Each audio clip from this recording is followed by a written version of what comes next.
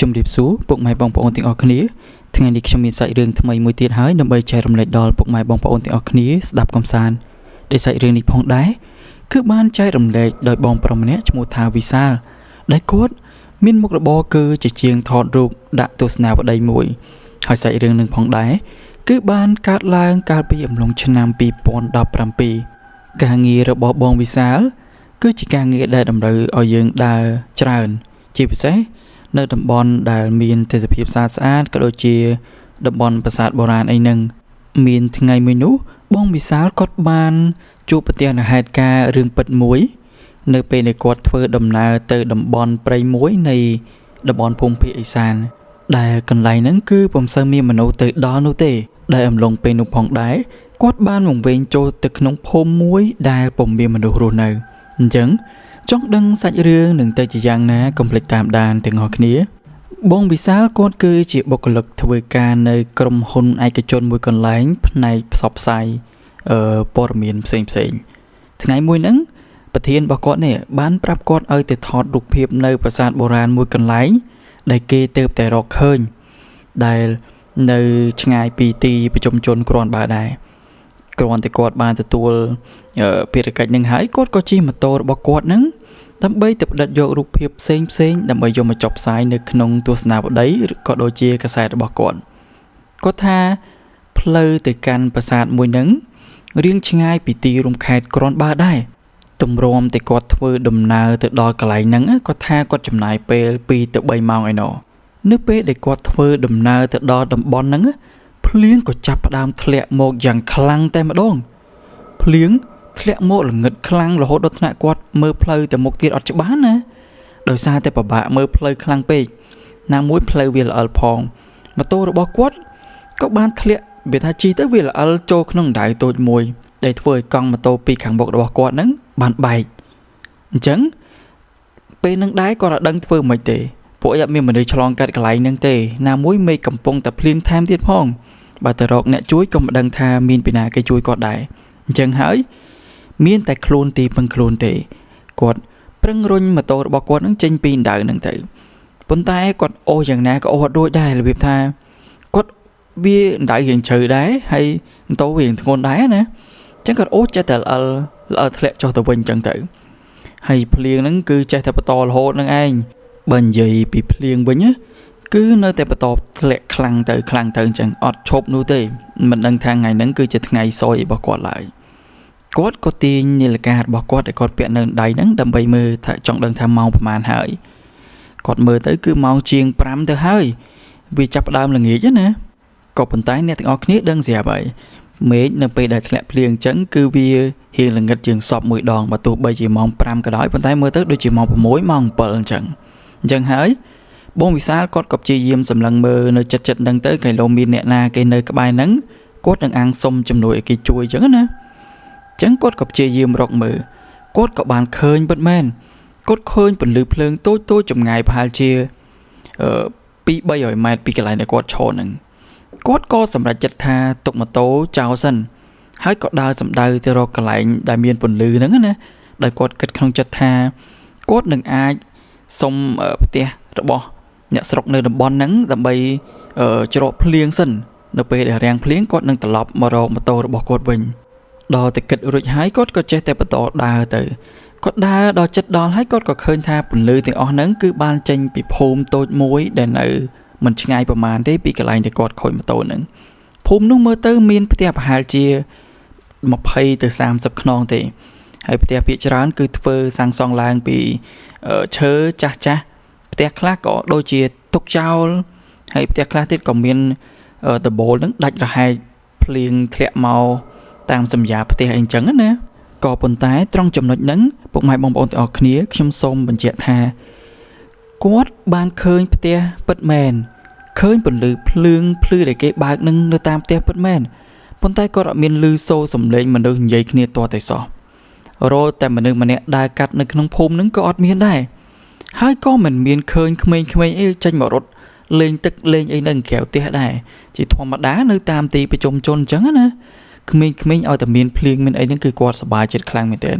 គាត់ចេញមកងូតទឹកគាត់ចេញមករត់លេងទឹកភ្លៀងអីអញ្ចឹងណា ប៉ុន្តែភូមិនឹងគឺចម្លែកខ្លាំងមែនទែនគឺគ្រប់យ៉ាងស្ងាត់ឈឹងបើកតែភ្លើងចោលអត់មានមនុស្សទេបងវិសាលគាត់ក៏បន្តដើរចូលទៅក្នុងភូមិនឹងដោយប្រុងប្រយ័ត្នខ្លាំងមែនទែន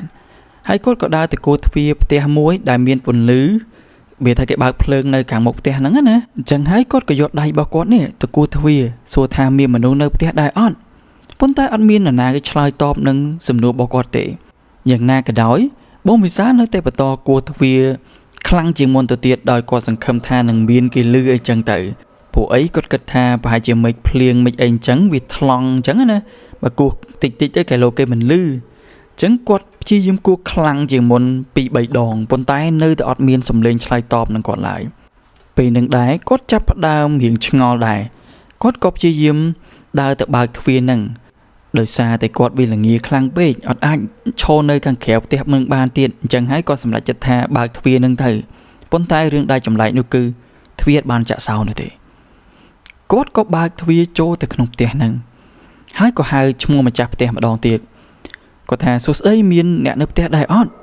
គាត់សុំចូលច្រកភ្លៀងបន្តិចផងដោយសារតែគាត់ល្ងាខ្លាំងណាស់ណាមួយនៅខាងក្រៅពេលហ្នឹងគឺមានភ្លៀងធ្លាក់ខ្លាំងមែនទែនគាត់ល្ងានៅពេលហ្នឹងផងដែរគាត់ថាបើទោះបីជាគាត់ព្យាយាមស្រែកសួរយ៉ាងណាក៏ដោយក៏អត់មានសំឡេងឆ្លើយតបនឹងគាត់ដូចមុនអញ្ចឹងគាត់ក៏ដើរចូលទៅក្នុងផ្ទះយឺតហើយគាត់ក៏ឃើញថា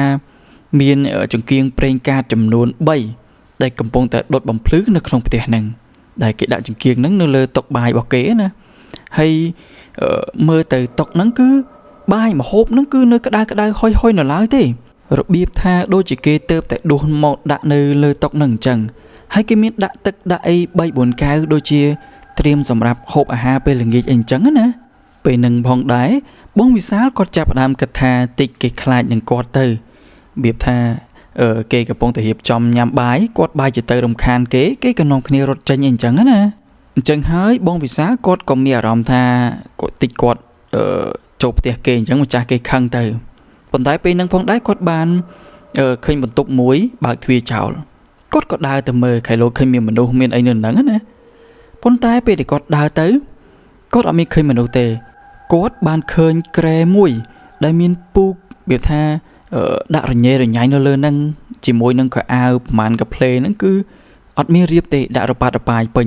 ទៅលើក្រែនឹងឯងគាត់ចាប់ផ្ដើមគិតក្នុងចិត្តថាចេះប្រហែលជាម្ចាស់ផ្ទះគេទៅធ្វើការខាងក្រៅឬមួយក៏ទៅលេងផ្ទះនៅជិតខាងហើយគាត់ក៏សម្រេចចិត្តថាអង្គុយចាំនៅលើតុឈើមួយនៅក្បែរហ្នឹងនៅក្បែរបន្ទប់ទទួលភ្ញៀវហ្នឹងណាគាត់អង្គុយចាំមកស្ទុះទៅខៃឡូម្ចាស់គេមកដល់អីអាងគាត់និយាយសុំដើម្បីស្នាក់នៅអីអញ្ចឹងណាគាត់ថាភ្លៀងនៅតែបន្តធ្លាក់ខ្លាំងឡើងម្លងពេលដែលគាត់កំពុងតែអង្គុយចាំហ្នឹង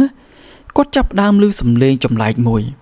វាដូចជាសំឡេងមនុស្សជជែកគ្នាពីចម្ងាយឯណោះមិននៅក្នុងផ្ទះហ្នឹងទេ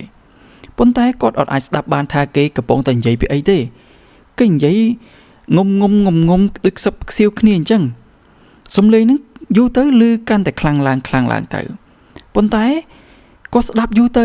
សំឡេងហ្នឹងបែរជាចេញមកពីខាងក្រោមជាន់ក្រោមនៃផ្ទះហ្នឹងទៅវិញគាត់ក៏ចាប់ដើមចុះពីលើកៅអី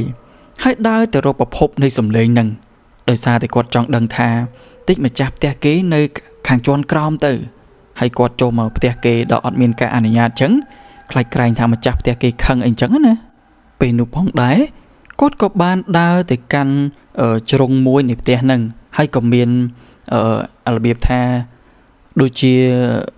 អាមុខទ្វារដែលគេសម្រាប់បើកដើរចុះទៅខាងក្រោមដីហ្នឹងណាគាត់ក៏បើកអាឈើប្រទេសហ្នឹងឡើងហើយគាត់ក៏បានឃើញកម្មចដាមួយសម្រាប់ដើរចុះទៅខាងក្រោមត្រង់ចំណុចហ្នឹងពុកម៉ែបងប្អូនទាំងអស់គ្នាខ្ញុំចង់និយាយថាចេះផ្ទះហ្នឹងវាដូចជាមាន2ជាន់ជាន់លើនិងជាន់ក្រោមដីដែលគេធ្វើកម្មចដាសម្រាប់ដើរចុះទៅខាងក្រោមអញ្ចឹងពេលហ្នឹងផងដែរនៅពេលដែលគាត់បើកអាគម្របហ្នឹងឡើងគាត់បានឮសំឡេងហ្នឹងកាន់តែខ្លាំងម្ដងទៀតហើយសំឡេងហ្នឹងគឺឮច្បាស់ជាងមុនគាត់ស្ដាប់យូរទៅគឺដូចជាសំឡេងរបស់តាអាចារ្យកំពុងតែសូត្រមន្តអ្វីមួយយ៉ាងអញ្ចឹងប៉ុន្តែសំឡេងហ្នឹងគឺមានសំឡេងមនុស្សជាច្រើនផ្សេងទៀតកំពុងតែសូត្រតាមរបៀបថាដូចនៅវត្តអញ្ចឹងមានតាអាចារ្យសូត្រធម៌ហើយមានពុទ្ធបរិស័ទគាត់សូត្រតាមពីក្រោយឡើងអូអញ្ចឹងណាដោយសារតែគាត់ចង់ដឹង គាត់ក៏សម្រេចចិត្តថាចុះទៅកម្មចដានឹងដើម្បីរកមើលប្រភពសម្លេងនឹងតែម្ដងដែលក្នុងដៃរបស់គាត់មានកាន់ពិលតូចមួយដែលគាត់ដាក់មកតាមខ្លួនរហូតហ្នឹងសម្រាប់មើលផ្លូវមើលអីហ្នឹងណាចុះទៅខាងជាន់ក្រោមហ្នឹងដើម្បីចង់ដឹងថានៅទីហ្នឹងមានអ្វីឲ្យប្រកាសទៅនៅខណៈពេលដែលបងវិសាលកំពុងតែដើរចុះទៅកម្មចដាហ្នឹងគាត់ថាចដាហ្នឹងរៀងវែងដែរប្រហែលជា 4-10 ម៉ែត្រអីដែរហ្នឹងគាត់ដើរចុះទៅខាងក្រោមរហូតហើយគឺល្ងឹតខ្លាំងតែនៅក្រោមហ្នឹងគាត់មើលទៅ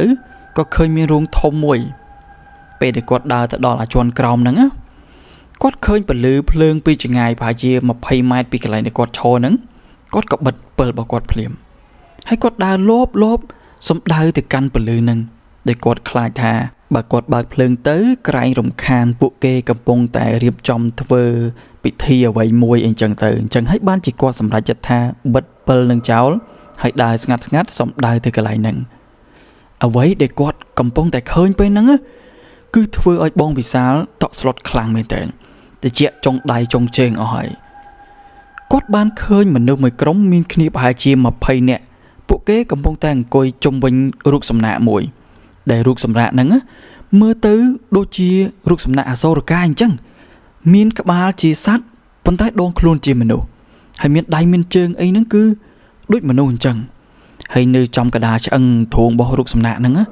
គឺមានថ្មពណ៌ក្រហមមួយដែលមានពន្លឺភ្លឺចាំងខ្លាំងមែនទែនមើលទៅដូចជាត្បូងទទឹមត្បូងពេជ្រយើងអញ្ចឹងរឿងដែលចម្លែកនោះគឺអ្នកដែលកំពុងតែអង្គុយជុំវិញរូបសំណាកហ្នឹងណាគឺគេកំពុងតែសូត្រមន្តជាភាសាបុរាណមួយដែលគាត់មិនធ្លាប់បានឮពីមុនតតែសោះបន្ទាប់ពីពួកគេសូត្រមន្តទាំងអស់នឹងចប់ហើយពួកគេក៏យកប្រអប់តូចវាថាតូចជាច្រើន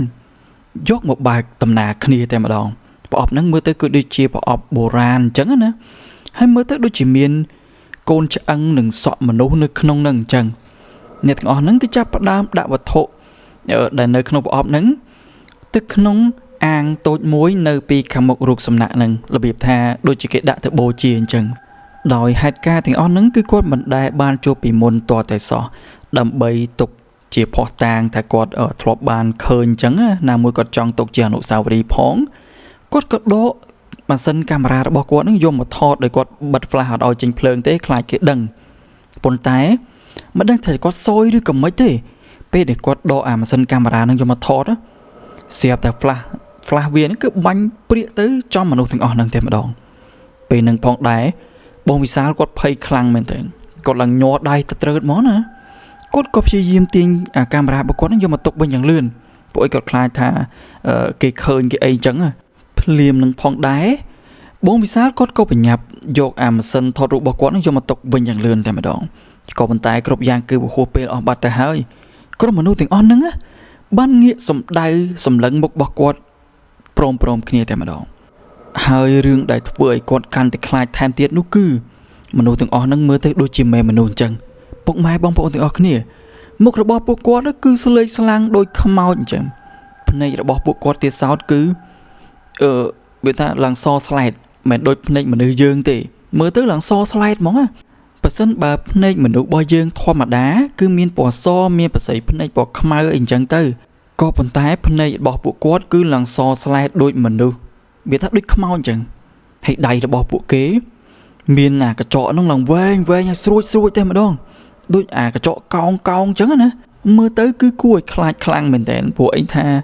មិនដឹងថាគេទាំងអស់ហ្នឹងកាន់សាសនាអីនោះទេបានជាគេតែងខ្លួនក៏ដូចជាតុកកញ្ចក់អីវែងបែបហ្នឹងនោះពេលនឹងផងដែរមនុស្សទាំងអស់ហ្នឹងក៏ចាប់ផ្ដើមដើរសំដៅមកកាន់បងវិសាលព្រមគ្នាតែម្ដងអ្នកទាំងអស់គ្នាហើយឃើញបែបហ្នឹងហើយបងវិសាលគាត់អត់ចាំយូរទៀតទេគាត់ក៏បញ្ញាប់រត់សំដៅទៅអាកម្មចដាដែលគាត់ចុះមកមុនហ្នឹងណារត់ទៅយ៉ាងលឿនតែម្ដងក្នុងបំណងគឺឡើងទៅលើវិញពេលដែលគាត់ឡើងមកដល់ផ្នែកខាងលើគាត់ក៏បានឮសំឡេងសម្រាប់ជើងរបស់មនុស្សទាំងអស់ហ្នឹង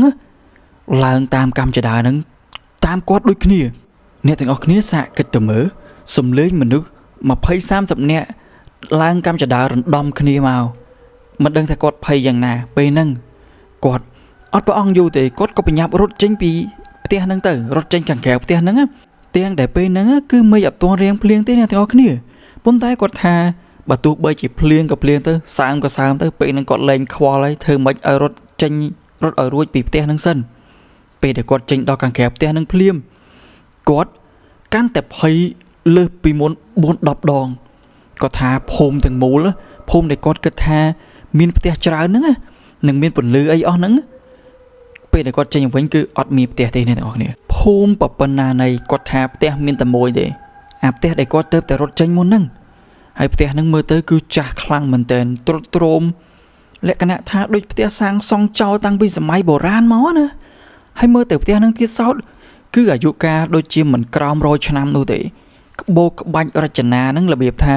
คือจีเตียสมัยโบราณนึงแต่มาดองก็ท่าจะบ้าจีขมอยลองกว่าไรปีหนึ่งพองได้บ้องวิสากดเพยคลั่งเหมือนเต็นกดก็เป็นยาบรถเจนปีดำบอลนึงอย่างเลื่อนเตยสมดาเตยกระไรเด็กก็ตกมาโตเจ้านึงไปเด็กกอดดาวแต่ดอนั้นกดก็ลือสมเลงสไลปีกับคอยขนองกอดท่าไอ้หมกตีนี่ตัวไอ้บานเคยไอ้คลาเฮยเนยดำบอลนั่งกรอนแต่ลือสมเลงแบบนั้นบ้องวิสาลกดก็เงยแต่ขังกรอยมือให้กดก็เคยบอกเราไว้จำนามันเนี่ยเสียเปียชดปอกขมือหรือเปียท่าและกนักโบราณจังโชว์เนยจำไงพายจิบใบไม้ปีกอดเต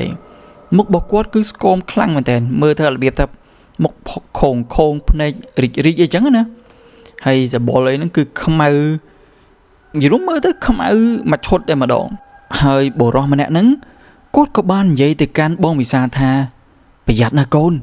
กนไอ้ไปหยับรถเจนมีกระไรนั่งเธอให้ก้มตลบมากระไรนั่งเตี้ยอ้อยซ้อบัดเซนบายโกนไอ้เตยพวกเกจับบานเกหนึ่งจอโกนไอ้เตยไงบอกรอจำนำแน่นั่นคือใหญ่เตียงสำเร็จโยแต่เตยแต่มาดองไปหนึ่งพองได้บ้องวิซาเนี่ยกดก็ซัวแต่การอมผอมเนี่ยนั่งก็ท่าเนี่ยนาเก้อมจ้องใจปีเนี่ยนาเก้ได้กดก็ซัวแต่เว้นจังนั้นนะพลิมหนึ่งพองได้อมผอมเนี่ยนั่งกดก็บานใหญ่ทางเจปุเก๋คือจีปรีพรมได้ยิ้มกันในดำบอลหนึ่งปรมได้หนึ่งได้ในขณะไปหนึ่งพองได้ปรีพรมถึงอ่อนนั่งคือเกยขังหนึ่งโกนไอ้ครั้งนะโดยซาแต่โกนไอ้บ้านโจเตอร์รำคาญปิดทีศาสนาระบอบปุเก๋หายปุเก๋ก้อนนึงเหมือนเลือกเลงเอาโกนไอ้ได้ปุเก๋หนึ่งตามรอโกนไอ้ระโหดแต่มาดองไปยับรถเจงเตอร์รถเจงไอ้บ้านกันแต่เลื่อนคือกันแต่ละอเป็นดุบห้องได้บัวรอไว้จำน้ำมันนุกกับบ้านประโกลโถโต้มวยมาอ้อยบองวิสาวิคือจีกรอบตะบงโต้มวยปวกกระหอมเสดียงคณีหนึ่งตะบงได้กอดบ้านเคยในหนึ่งตรุงรูปสำนักอโศกายได้กรมมนุษย์เกี่ยบ้านเพื่อพิธีศาสนาในจวนขังกรองประเทศจำนาหนึ่งบรมเนี่ยนั่งกดบ้านใหญ่ท่ายกเวเตอร์วิหนึ่งกาปีไอหายไอเตอร์ปัญญารถจิงปีกไหลนั่งอ่อยเลื่อนเตอร์ทว่าอย่างน่าอ่อยบ้านมุนทั้งไงเร่บรมเนี่ยนั่งใหญ่แต่ปันนั่งหายกดก็ระลีบัดเชิงปีกไหลนั่งมาดังแต่กดระลีบัดเตอร์นานุเตจำนายบองวิซาเว้นกดก็ตัวระบอนั่งปีอมจำนามันเนี่ยนั่งให้กดก็ปัญญารถจิงปีกไหลนั่งยังเลื่อนตัวตามาไว้ได้อมเปล่าจำนามันเนี่ยนั่งบานปรับก่อนจังกดก็รถสมดาวแต่กไหลแต่กดตกมาโตเจ้านั่งปนตายไปนั่งพองได้เนี่ยถึงออกนี้เอาไว้แต่กดเพียบอานุคือกองมุกระบอมาโตบกดเตยบานเกจัวโจรุยรอลหายเล่นใบโดยมนายกดสบายจัดคลังเหมือนแต่กดกระแทไปนั่งคือแปรช่วยกว่าไรกดก็ไปยับเลิกมาโตบกดจิงปีกหกนั่งเมาให้บากมาโตจิงปีกไหลนั่งยังเลื่อนแต่มาดองสมได้เมาตีกรงพนมเป็นวิ่งจีกไหลนี่ก็รู้เนินนั่งนะเป้ได้กดหมดดอลเป็นวิ่งกดอดบ้านใหญ่เรื่องปราบเนี่ยนาโนเตได้ซาแต่กดอดเบธาบันใหญ่tớiคลายเกตชื่อนามุ้ยกดกระแทเรื่องนั้นกดหนึ่งตกจะอัดกับบังในโคลนกดมรหดหนึ่งโดยซาแต่กดอดจ้องใหญ่เรื่องนั้นปราบเนี่ยนาโนเตมาแยกกลายมาตีหนึ่งกดจับดามศึกษาสาวเชียปีดำบอลหนึ่งให้กดก็เมื่อแพนตีดำบอลนะคือกดเพียบอาคลังเหมือนแต่ในกลายนั้นอดมีนพรมเตอดมีนกิกอตราทานในตีตังนั้นมีนพรมไอนูเตให้กดกับบานชียิมสะซัวเนี่ยได้รู้ในดำบอลนั่งชีพิเศษเนี่ยได้ทลบดังอัมพีประวัติในดำบอลนั่งนะให้เก๋ก่อนใหญ่ทาในกลายนั้นคืออดมีนพรมนูเตกลายนั้นคือกิบบอบองตุกเจ้ารบโรยชนามนำมาหายกลายนั้นคือจีดำบอลได้ตัวเตแต่ปนนอให้ดำบอลทั้งที่สาวđóคือเชื่อทาปีมนมาทลบจีกันไหลได้ សម្រាប់ពួកវិញ្ញាណអាក្រក់គេធ្វើពិធីរវាងព្រំដែនមនុស្សជាមួយនឹងព្រំដែនរបស់ខ្មោចព្រាយបិសាចអីអញ្ចឹងណាអញ្ចឹងគាត់ថាប្រហែលជាគាត់ចូលទៅអំឡុងពេលដែលពួកគេកំពុងធ្វើពិធីបើកភពរវាងភពមនុស្សជាមួយនឹងភពព្រាយហ្នឹងហើយគាត់ចូលទៅធ្វើឲ្យរំខានពិធីរបស់ពួកគេអញ្ចឹងហើយបានពពួកព្រាយទាំងអស់ហ្នឹងបានព្យាយាមតាមមកយកព្រលឹងគាត់ឲ្យគាត់ទៅនៅជាមួយគេប៉ុន្តែគាត់ថាហេងដែរពេលហ្នឹងកុំតែបានអ៊ំប្រុសចំណាស់ម្នាក់ហ្នឹងឲ្យរបស់ស័ក្តិសិទ្ធិមកកាន់គាត់ហើយគាត់បានត្រឡប់មកភ្នំពេញវិញបានលឿនណាម្លោះគាត់មិនដឹងថាមានរឿងអីកាត់ឡើងនោះទេរំលងបានមួយរយៈក្រោយមកទៀតហ្នឹងណាបងវិសាលគាត់ចេះតែយល់សពឃើញរូបសំណាកអសូរកាយហ្នឹងហើយក៏លឺអាសំឡេងសូត្រមុនគេថាភាសាបុរាណហ្នឹងដែរហើយពេលខ្លះទៀតណាអ្នកទាំងអស់គ្នាគាត់មានអារម្មណ៍ថាដូចជាមានឃើញសម្ោចម្លែកអ្វីមួយយ៉ាងឈរនៅពីខាងក្រោយខ្នងរបស់គាត់ជានិច្ចដំបូងគាត់គិតថាវាគ្រាន់តែជាការសម័យឬមួយក៏ការគិតច្រើនរបស់គាត់ទេប៉ុន្តែយូរទៅគាត់ថាគាត់ឃើញញឹកខ្លាំងមែនទែនគាត់ឃើញរហូតដល់ថ្នាក់សឹងតែធ្វើឲ្យគាត់នឹងកើតវិកលចរិតណាអ្នកទាំងអស់គ្នាអញ្ចឹងហើយគាត់ក៏ព្យាយាមសិក្សាអំពីព័ត៌មានរបស់រូបសំណាកនិងពិធីសាសនាដែលគាត់បានឃើញហ្នឹងណាគាត់ក៏ស្រាវជ្រាវសួរចាស់ព្រឹទ្ធាចារ្យនៅដែលគាត់ស្គាល់ជាពិសេសចាស់ព្រឹទ្ធាចារ្យដែលគាត់សិក្សាអំពីជំនឿខ្មែរបុរាណយើងតាំងពីដើមណាអញ្ចឹងហើយគាត់ក៏បានប្រាប់ថានោះគឺជាពិធីបូជារបស់ក្រុមអ្នកដែលជឿសាសនាដែលគេកាន់សាសនាខាងផ្នែកអសូរកាយហ្នឹងដែលសាសនានឹងទៀតសោតគឺជឿថាវាបានបាត់បង់ច្រើនសតវត្សណាស់មកហើយក្រុមនេះគឺគេបូជាខ្លួនឯងឬក៏អ្នកដទៃដើម្បីឲ្យឆ្លងទៅកាន់ភពផែនឬមួយក៏បូជាយ៉ាញ់ទៅកាន់ព្រះរបស់ពួកគេនឹងឯងហើយគ្រាប់ត្បូងដែលបរោះចំណាស់ម្នាក់បកគលមកឲ្យបងវិសាលហ្នឹងគាត់ក៏យកទៅឲ្យអ្នកជំនាញចាស់ព្រឹទ្ធាចារ្យខាងបុរាណវិទ្យាហ្នឹងពិនិត្យមើលហើយពួកគាត់ក៏បាននិយាយថាវាគឺជាត្បូងដ៏កម្រមួយមានអាយុកាលរាប់សិបឆ្នាំរាប់ពាន់ឆ្នាំហើយគាត់ជឿថាត្បូងនឹងទៀតសោតគឺអាចការពារអំពីគ្រោះថ្នាក់ជាពិសេសការបៀតបៀនអំពីខាងវិញ្ញាណភ្លើងងងឹតបានយ៉ាងល្អឬមួយក៏យ៉ាងស័ក្តិសិទ្ធិខ្លាំងមែនទែនហើយកម្រមានអ្នកមានត្បូងនឹងកាន់នៅដៃខ្លាំងណាស់អ្នកដែលមានត្បូងនឹងគឺគេមានភ័ព្វព្រេងវាសនាក៏ដូចជាជោគវាសនាល្អខ្លាំងណាស់ទើបបានវត្ថុនឹងយកមកកាន់មកថែរក្សាពួកគេអញ្ចឹងហើយបងវិសាលគាត់និយាយថាអារូបភាពទាំងអស់ហ្នឹងវានៅតែដិតដាមជាប់ខួរក្បាលរបស់គាត់ជាប់ការចងចាំរបស់គាត់រហូតមកដល់បច្ចុប្បន្ននឹងឯងពេលខ្លះគាត់ក៏ឮសំឡេងគោះទ្វាររបស់គាត់ពីខាងក្រៅផ្ទះពេលខ្លះគាត់ក៏យល់សពឃើញរូបសំណាកអសូរកាយហ្នឹងនិយាយរួមទៅបើទោះបីជាគាត់ព្យាយាមទៅជួបពេទ្យចិត្តសាស្ត្រយ៉ាងណាក៏ដោយក៏គាត់នៅតែមានអារម្មណ៍ឬក៏គាត់ទទួលអារម្មណ៍បានថាគាត់បានឃើញគេជានិច្ចនឹងឯងគាត់មិនដឹងថាគាត់នៅតែចងចាំរូបភាពទាំងអស់ហ្នឹងដល់ថ្ងៃណានោះទេហើយគាត់ខ្លួនឯងគាត់ក៏ចង់ដឹងឬមួយក៏ចង់ចងចាំរឿងទាំងអស់ហ្នឹងនោះដែរពួកអីពេលដែលគាត់គិតរឿងហ្នឹងម្ដងគាត់ឈឺក្បាលខ្លាំងមែនទែនភាពដូចជាគេយកអាញួរហ្នឹងមកដំក្បាលគាត់អញ្ចឹងគាត់ធុញខ្លាំងមែនទែនណាមួយគាត់ចង់រស់ជាខ្លួនគាត់ដូចកាលពីមុនអញ្ចឹងគាត់ចង់មកជួបអាសុបិនអាក្រក់អីអស់ហ្នឹងទៀតនោះទេថ្ងៃនេះខ្ញុំមានសាច់រឿងថ្មីមួយទៀតហើយដើម្បីចែករំលែកដល់ពុកម៉ែបងប្អូនទាំងអស់គ្នាស្ដាប់កំសាន្តដែលសាច់រឿងនេះផងដែរគឺបានចែករំលែកដោយអ៊ំប្រុសម្នាក់ឈ្មោះថាអ៊ំដូតដែលគាត់បានរៀបរាប់នៅហេតុការណ៍ដែលបានកើតឡើងនៅក្នុងភូមិស្រុករបស់គាត់នឹងប៉ុន្តែដែលហេតុការណ៍នេះផងដែរគឺមិនមែនគាត់បានជួបផ្ទាល់ខ្លួនឯងនោះទេគាត់ក៏ធ្លាប់បានឮអំពីឪពុកម្ដាយរបស់គាត់និយាយប្រាប់គាត់តគ្នាផងដែរអញ្ចឹងចង់ដឹងសាច់រឿងនឹងទៅជាយ៉ាងណាកុំភ្លេចតាមដានទាំងអស់គ្នាអ៊ំដូតគឺជាអ្នករស់នៅក្នុងភូមិថ្នោតពណ៌ប៉ុន្តែខ្ញុំសូមមិនបញ្ចេញឈ្មោះស្រុកនិងខេត្តនោះទេដែលនៅតំបន់ហ្នឹងគឺមានព្រៃដ៏ព័ទ្ធជុំវិញភូមិតែម្ដងហើយក៏មានទឹកស្ទឹងតូចធំហូរកាត់ផងដែរអ្នកភូមិនៅតំបន់ហ្នឹងគឺភាគច្រើនគេប្រកបរបរធ្វើស្រែចម្ការចិញ្ចឹមគោក្របីជ្រូកមាន់ទាអីចឹងទៅគ្រួសារនីមួយហ្នឹងគឺគេតែងតែមានជំនឿគោរពទៅលើដូនតាព្រលឹងវិញ្ញាណខ្មោចក៏ដូចជាអារុក្ខអារក្សអ្នកតាហើយជាពិសេសថែមទៀតនោះគឺនៅក្នុងភូមិរបស់គាត់នឹងគឺតែងតែប្រកាន់ភ្ជាប់នៅការធ្វើពិធីបុណ្យតាមបែបប្រពៃណីជារៀងរាល់ឆ្នាំតែម្ដងដូចជាការសែនអ្នកតាឬមួយក៏ការសែនព្រេនឲ្យព្រាយខ្មោចអារុក្ខអារក្សនៅពេលដែលមានកូនចៅអីឈើអញ្ចឹងណាកាលនោះនៅក្នុងភូមិហ្នឹង មានព្រះចៅអធិការមួយអង្គពនាមលោកតាសែនកាលនោះនៅក្នុងស្រុកភូមិរបស់គាត់អ្នកណាក៏គេគោរពនិងតែងតែទៅរកលោកឪឲ្យជួយនៅរឿងរ៉ាវអីផ្សេងៗនឹងឯងនៅពេលដែលពួកគេមានទុក្ខព្រួយដោយសារតែលោកឪគាត់ចេះច្រើនអំពីជំនឿបុរាណខ្មែរលោកចេះសូត្រមន្តអាគមគ្រប់ប្រភេទនឹងឯងហើយលោកក៏អាចទូទាយបានផងដែរគ្រាន់តែថាលោកមិនប្រណិប័តមន្តអាគមខ្មៅនោះទេក៏ប៉ុន្តែមួយរយៈក្រោយមកទៀតហ្នឹងលោកឪលោកក៏មានបច្ចុប្បន្នកាន់តែចាស់ណាស់ទៅហើយលោកក៏មិនសូវនិមន្តចេញពីវត្តដូចពីមុនដែរដោយការពីមុនហ្នឹងនៅពេលដែលមានពុទ្ធបរិស័ទនិមន្តលោកឪទៅណាគឺលោកឪតែងតែទៅសូត្រមន្តឬមួយក៏ទៅធ្វើពិធីអីផ្សេងៗនៅក្នុងភូមិនឹងឯងមានថ្ងៃមួយហ្នឹងនៅក្នុងភូមិរបស់គាត់ហ្នឹងមានបរិសម្នាក់គឺចម្លែកខ្លាំងមែនតើដែលបរិសម្នាក់ហ្នឹងឈ្មោះថា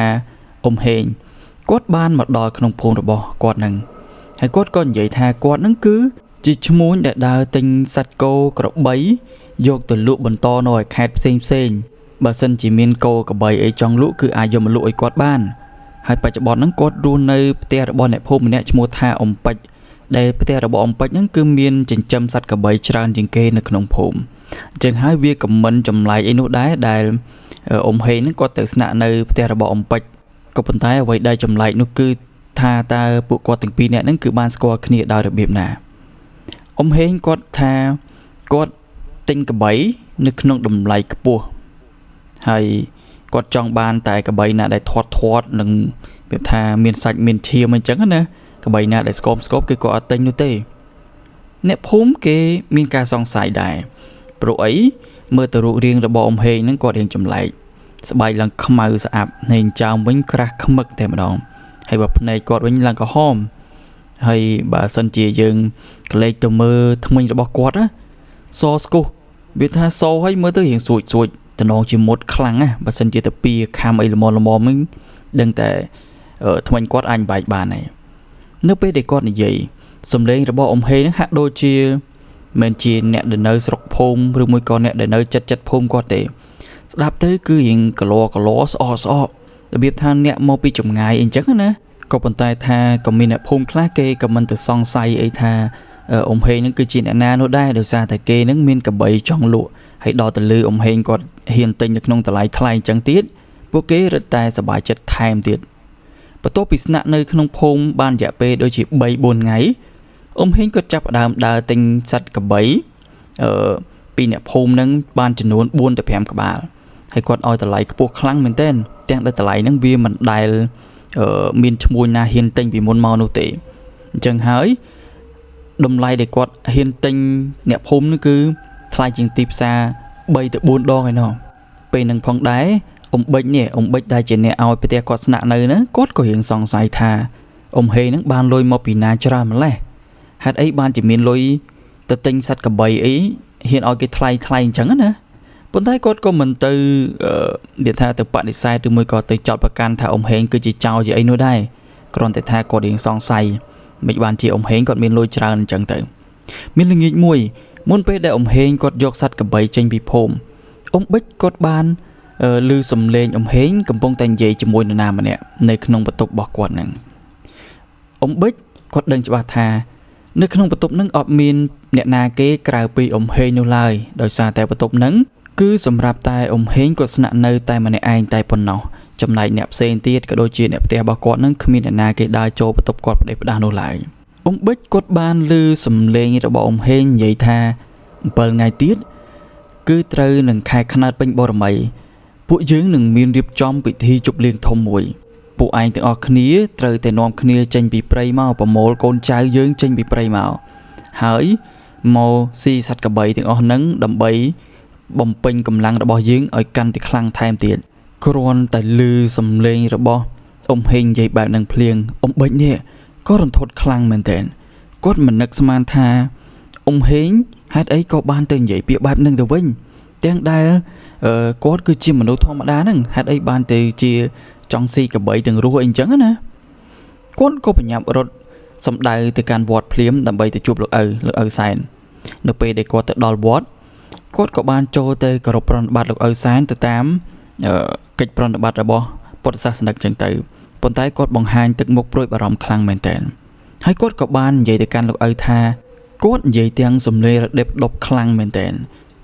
គេមិនមែនជាឈ្មួញទេលោកឪគេគឺជាអ្វីក៏មិនដឹងដែរវាប្រកាសជាពពួកអាបស៊ីសត្វកបីហើយវាប្រកាសជាបន្លំខ្លួនคล้ายខ្លួនទៅជាមនុស្សដើម្បីចូលមកក្នុងភូមិនឹងដើម្បីបោកបញ្ឆោតមនុស្សឲ្យលក់សត្វកបីសត្វអីឲ្យវាស៊ីហ្នឹងហើយលោកឪលោកគ្រាន់តែបានឮបែបហ្នឹងលោកឪក៏បញ្យល់ប្រាប់អ៊ំបិចថាគេម្នាក់នោះប្រកាសជាធ្មប់ស៊ីកបីហើយដោយសារតែវាគឺជាវិញ្ញាណអាក្រក់មួយដែលរស់នៅក្នុងព្រៃជ្រៅហើយនៅពេលដែលវាចង់បានកម្លាំងបន្ថែមឬមួយក៏វាចង់ឲ្យកម្លាំងរបស់វាកាន់តែខ្លាំងទៀតហ្នឹងវាតែងតែចេញពីព្រៃមកប្លន់សត្វកបីរបស់អ្នកភូមិយកទៅស៊ីវាអាចបដូរវិញ្ញាណពីសត្វឬមួយក៏ពពួកធ្មប់ហ្នឹងคล้ายទៅជាមនុស្សបានដោយងាយតែម្ដងហើយវារក្សាលក្ខណៈអីវាហ្នឹងគឺដូចជាមនុស្សអញ្ចឹងគ្រាន់តែថាភ្នែករបស់វាមើលទៅរៀងក្រហមហើយស្បែករៀងស្អាប់ហើយបើសិនជាវាបានស៊ីសត្វកបីហើយកម្លាំងរបស់វានឹងកាន់តែខ្លាំងទ្វេដងហើយវាអាចថែមទាំងសម្រាប់អ្នកភូមិថែមទៀតផងនិយាយរួមទៅឲ្យតែវាថាឲ្យតែមុនអាគមវាកាន់តែខ្លាំងវាអាចនឹងសម្រាប់អ្នកភូមិបានគ្រប់ពេលវេលាហើយប្រសិនបើវាអាចសម្រាប់អ្នកភូមិស៊ីអ្នកភូមិក៏ដូចជាស៊ីកូនក្មេងនៅក្នុងភូមិអស់កាន់តែច្រើនណាកម្លាំងវានឹងកាន់តែខ្លាំងទ្វេដងជាងស៊ីសត្វកបីនឹងទៅទៀតលោកឪលោកក៏បានមានសង្ឃដីកាថាយើងត្រូវតែធ្វើអ្វីមួយឯងមុនពេលដែលវានាំសត្វកបីចេញពីភូមិបើមិនដូច្នោះទេវានឹងត្រឡប់មកភូមិវិញជាមួយនឹងអំណាចរបស់វាកាន់តែខ្លាំងថែមទៀតហើយសត្វកបីទាំងអស់របស់អ្នកភូមិច្បាស់ជាមិនរួចខ្លួនទេប្រកាសជាត្រូវធ្មប់នឹងវាយកហែកស៊ីអស់ហើយនៅពេលព្រឹកមកដល់លោកឪជាមួយនឹងអំបិចហ្នឹងគាត់ក៏បានដើរចូលទៅក្នុងភូមិដើម្បីទៅជួបអ៊ំឯភូមិហើយគាត់ក៏ពិភាក្សាគ្នាអំពីបញ្ហាទាំងអស់ហ្នឹងលោកឪបានបញ្យល់ប្រាប់រឿងគ្រប់បែបយ៉ាងទាំងអស់និងប្រាប់អំពីអ៊ំហេងដែលជាធ្មប់ប្រៃកាឡាហ្នឹងទៅកាន់លោកឪទៅកាន់លោកមេភូមិហើយនិងអ្នកភូមិផ្សេងទៀតចំណែកអ្នកភូមិក៏ដូចជាលោកមេភូមិគាត់សឹងតែមិនជឿពាក្យរបស់លោកឪនោះទេប៉ុន្តែមានអ្នកខ្លះក៏នៅតែសង្ស័យថាអ៊ំហេងហ្នឹងមិនមែនជាធ្មប់នោះទេគាត់គ្រាន់តែជាអ្នកដើរឈ្មួញទិញគោទិញកបីអីធម្មតាហ្នឹងទេលោកឪកុំចេះតែចោទប្រកាន់គេផ្ដេសផ្ដាសមិនឃើញឈ្មួញគេមកទិញអ្នកភូមិបានតម្លៃថ្លៃលោកឪអត់ចង់លក់មែនលោកឪអត់ចង់ឲ្យអ្នកភូមិយើងបានលុយទេអីដោយសារតែមានការឆ្លោះប្រកែកគ្នាពីសំណាក់អ្នកភូមិក៏ដូចជាអ្នកភូមិផ្សេងទៀតដែលគេជឿនិងមិនមានជំនឿលោកឪលោកក៏បានប្រាប់ឲ្យបរិសម្នាក់យកទឹកមុនដែលលោកឪបានសូត្រហ្នឹងយកទៅស្រោចលើអ៊ំហេងហ្នឹងទៅនៅពេលដែលគាត់ចេញពីផ្ទះអំបិចហ្នឹងណាហើយបើសិនជាគាត់គឺជាធ្មប់ពិតមែនគាត់មិនអាចទ្រាំនឹងទឹកមុនរបស់លោកឪបាននោះទេអញ្ចឹងហើយបរិសម្នាក់នោះគាត់ក៏បានយកទឹកមុនហ្នឹងពីលោកឪហើយក៏បានទៅធ្វើរឿងដែលលោកឪបានប្រាប់ហ្នឹងល្ងាចមួយមកដល់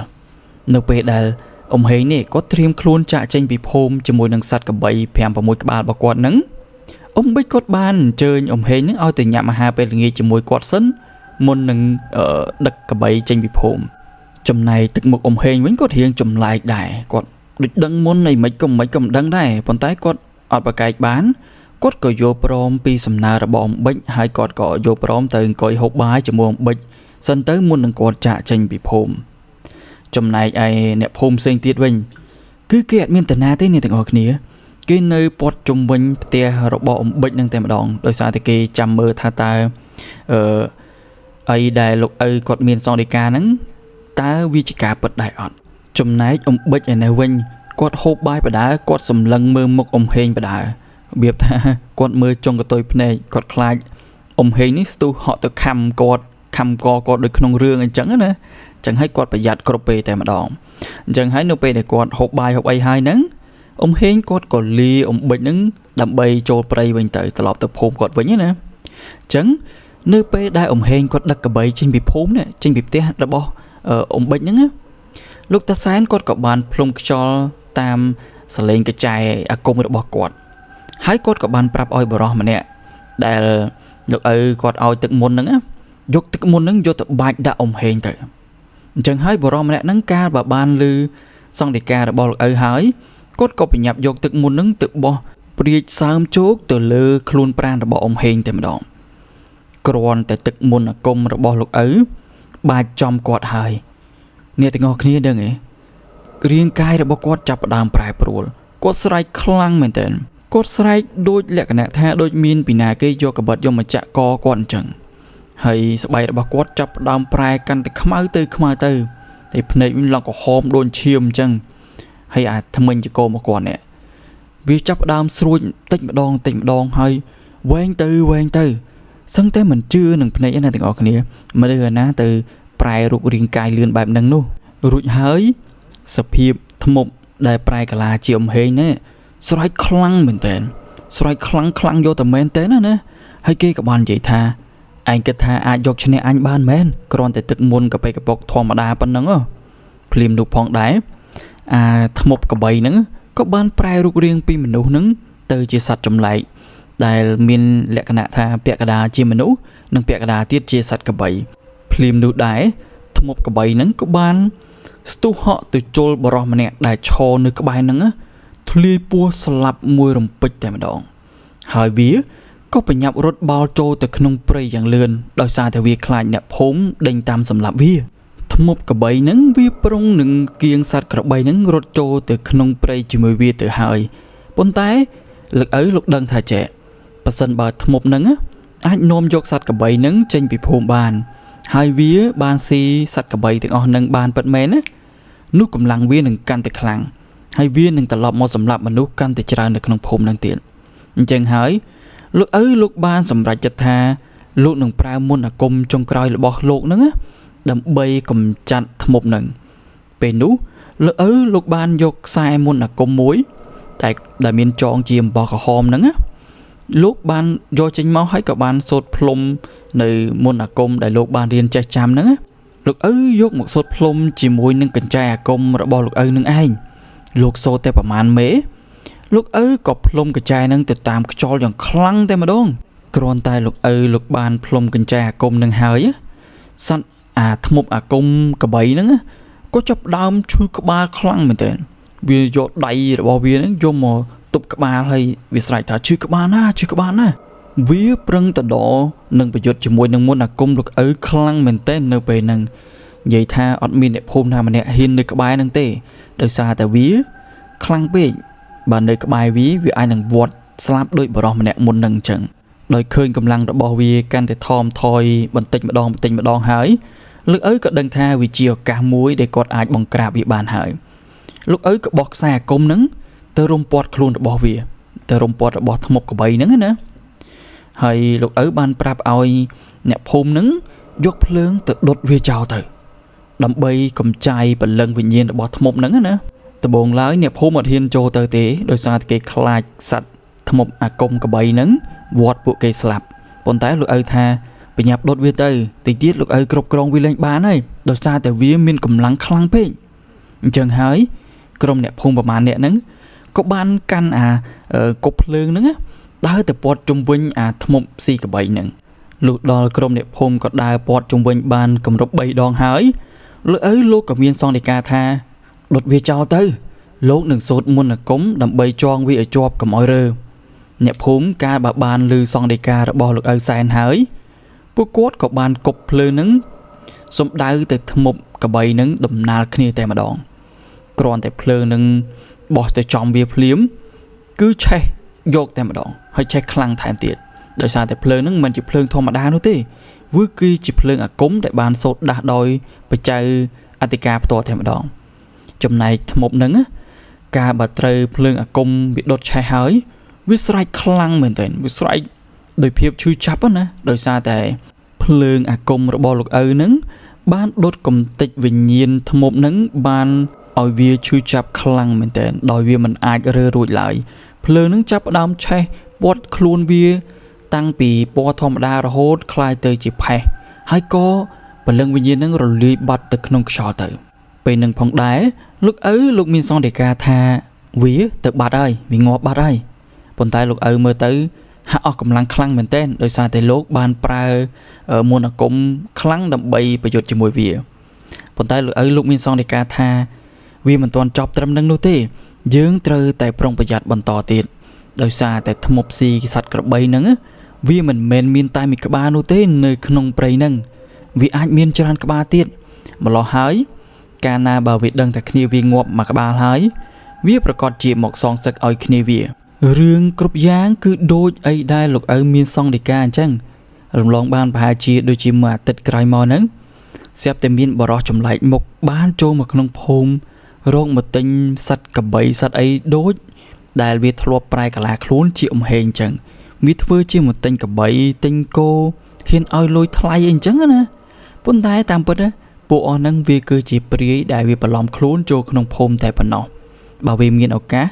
វានឹងចាប់ក្មេងនៅក្នុងភូមិយកទៅស៊ីនៅក្នុងព្រៃហើយអញ្ចឹងហើយ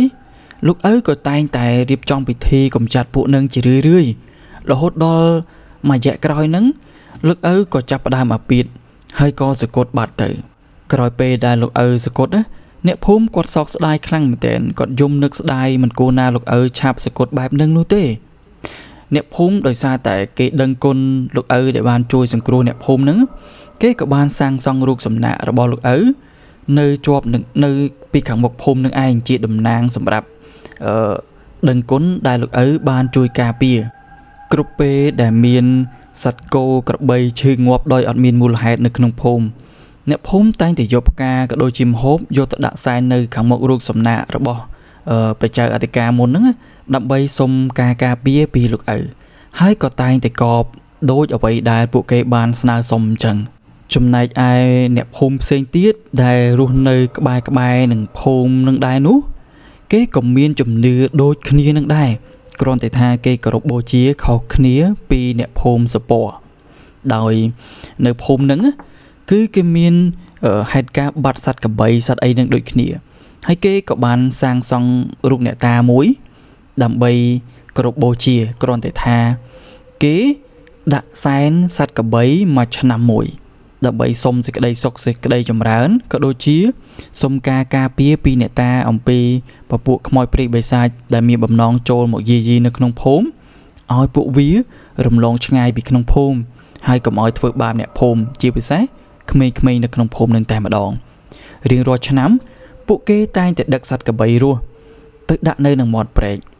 ដើម្បីគោរពបូជាទៅដល់អ្នកតាហ្នឹងណារបៀបថាដូចគេបូជាយ៉ាអញ្ចឹងពួកគេតែងតែដឹកសត្វកបីទៅបូជាដល់ព្រឹកព្រលឹមឡើងក៏បាត់សត្វកបីហ្នឹងហើយមានស្នាមដានជើងចម្លែកមើលទៅមនុស្សបន្តិចដូចម៉ែមនុស្សបន្តិចដូចសត្វបន្តិចចឹងទៅដើរពាត់កលឹងជុំវិញកន្លែងហ្នឹងឯងគឺគេមានជំនឿបែបហ្នឹងរបៀបថាគេយកជីវិតមួយទៅដូរនឹងជីវិតមួយភូមិអីអញ្ចឹងទៅគ្រាន់តែថាការបូជាចាញ់បែបហ្នឹងគឺវាមិនល្អទេអ្នកទាំងអស់គ្នាដោយអ្នកទាំងអស់គ្នាដឹងស្រាប់ហើយមិនថាមនុស្សមិនថាសត្វទេគឺគេតែងតែចង់រស់ដូចគ្នាហើយការមានជំនឿបែបហ្នឹងគឺវាបានកាត់ឡើងយូរឆ្នាំណាស់មកហើយប៉ុន្តែនៅពេលបច្ចុប្បន្នហ្នឹងខ្ញុំក៏មិនដឹងថានឹងមានជំនឿបូជាសត្វក្របីបែបហ្នឹងដែរឬទៀតឬមួយក៏អត់នោះទេចំណែកឯអ្នកភូមិថ្នោតពរវិញរៀងរាល់ថ្ងៃពេញបរមីអ្នកភូមិគេតែងតែរៀបចំពិធីមួយដើម្បីរំលឹកនឹកគុណទៅដល់ព្រះចៅអធិការលោកតាសែនហ្នឹងដែលគាត់បានការពារអ្នកភូមិពីធ្មប់ដែលចូលមកស៊ីសត្វកបីហ្នឹងហើយពួកគេជឿថាបារមីរបស់លោកឪគឺនៅតែតាមការពារមើលថែរក្សាពួកគេអំពីពពួកខ្មោចព្រាយបិសាចជាពិសេសពពួកវិញ្ញាណអាក្រក់ផ្សេងដែលវាចេញពីព្រៃចូលមកក្នុងភូមិដែលមានបំណងចង់យាយីអ្នកភូមិអីចឹងទៅថ្ងៃនេះខ្ញុំមានសាច់រឿងថ្មីមួយទៀតហើយដើម្បីចែករំលែកដល់ពុកម៉ែបងប្អូនទាំងអស់គ្នាទុកស្ដាប់ជាការកំសាន្តដែលសាច់រឿងនេះផងដែរគឺបានចែករំលែកដោយអ៊ំប្រុសដូតម្ដងទៀតហើយដែលគាត់បានរៀបរាប់នៅហេតុការណ៍ដ៏ចម្លែកមួយដែលគាត់ធ្លាប់បានឮអំពីចាស់នៅក្នុងភូមិរបស់គាត់និយាយប្រាប់ដែលសាច់រឿងនេះផងដែរគាត់បាននិយាយអំពីរឿងរ៉ាវព្រាយខ្លាដែលបានសម្លាប់ព្រានព្រៃនៅក្នុងភូមិរបស់គាត់ដោយកាលនោះអ្នកភូមិគេខ្លាចរអាគ្រប់គ្នាតែម្ដងដោយសារតែគេខ្លាចសត្វខ្លានោះមកខំសម្លាប់ពួកគេពេលនោះផងដែរព្រាយខ្លាវាបានសម្លាប់ព្រានព្រៃល្បីឈ្មោះម្នាក់ដែលធ្វើឲ្យអ្នកភូមិកាន់តែខ្លាចរអាក្នុងការចូលព្រៃបរបាញ់សត្វដូចពីមុនទៀតហើយអញ្ចឹងចង់ដឹងសាច់រឿងនឹងទៅជាយ៉ាងណាកុំភ្លេចតាមដានទាំងអស់គ្នាអ៊ំដូតគាត់មានប្រសាសន៍ថាមានភូមិមួយហ្នឹងគឺជាភូមិដែលនៅជាប់ព្រៃហើយក៏ជាភូមិនៅជាប់នឹងព្រំដែនថៃផងដែរភូមិនឹងរៀងស្ងាត់ចងំតែម្ដង ហើយពេលនោះគេបានប្រទះឃើញសាកសពព្រានព្រៃម្នាក់ដែលមើលទៅទំនងដូចជាត្រូវសត្វព្រៃខំហាយខ្ទេចតែម្ដងវាថាដាច់ធ្លាយពោះវៀនពិបាកមើលខ្លាំងមែនតើដែលព្រានព្រៃម្នាក់ហ្នឹងឈ្មោះថាពូម៉ាប់គាត់គឺជាព្រានព្រៃស្តាស់ដែរហើយគាត់វាថាចូលចិត្តបរបាញ់សត្វជំនាញគឺរាប់សិបឆ្នាំមកហើយប៉ុន្តែពេលហ្នឹងគាត់បែរជាត្រូវស្លាប់ទៅវិញហើយគាត់ថាជាទូទៅពូម៉ាប់ចូលព្រៃមួយអាទិត្យអីហ្នឹងបានគាត់ត្រឡប់មកវិញប៉ុន្តែដូចសពមួយដងអញ្ចឹងនៅពេលដែលពូម៉ាប់គាត់ចូលព្រៃបាត់រយៈពេល7ថ្ងៃគាត់អត់ឃើញត្រឡប់មកវិញទេប្រពន្ធកូនគាត់ចាប់ផ្ដើមភ័យហើយក៏សុំឲ្យអ៊ំមេភូមិក៏ដូចជាអ្នកភូមិនឹងចូលព្រៃដើម្បីជួយទៅដើររកគាត់ប៉ុន្តែរកយ៉ាងណាក៏រកមិនឃើញដែរអ្នកទាំងអស់គ្នាប៉ុន្តែនៅពេលដែលរកឃើញគឺបែរជាឃើញសាកសពរបស់គាត់ទៅវិញហើយសាកសពហ្នឹងមិនមែនស្លាប់ស្អាតបាតដូចគេទេគឺស្លាប់យ៉ាងអណោចអធមខ្លាំងមែនទែនបើតាមជំនឿរបស់អ្នកស្រុកព្រៃស្រង់គេជឿថាពូម៉ាប់ច្បាស់ជាត្រូវព្រាយខ្លាខំសម្លាប់ហើយចំពោះវិញ្ញាណព្រាយខ្លាអ្នកដែលធ្លាប់ដើរព្រៃឬមួយក៏អ្នកដែលធ្លាប់សិក្សាអំពីវាគេប្រកាសជាដឹងហើយថាព្រាយខ្លានឹងគឺជាអ្វីព្រាយខ្លាគឺជាសត្វខ្លាធម្មតាទេគ្រាន់តែថាសត្វខ្លានឹងវាមានព្រលឹងវិញ្ញាណខ្មោចកាន់ថែរក្សាវាហើយព្រាយខ្លានឹងទៀតសោតកាលណាបើវាបានស៊ីសាច់មនុស្សឬមួយក៏វាបានស៊ីមនុស្សបានលើសពី2ទៅ3នាក់អីហ្នឹងគឺវាកាន់តែមានកម្លាំងធម៌ពលខ្លាំងថែមទៀតហើយអញនិយាយបានថាវាគឺជាស្ដេចព្រៃនៅក្នុងតំបន់វាមួយក៏ថាបានដែរហើយព្រាយខ្លានឹងវាតែងតែចេញទៅវាប្រហារព្រានព្រៃអ្នកដើរព្រៃដើររកជ័រដើររកផ្លែសម្រងផ្លែអីអញ្ចឹងណា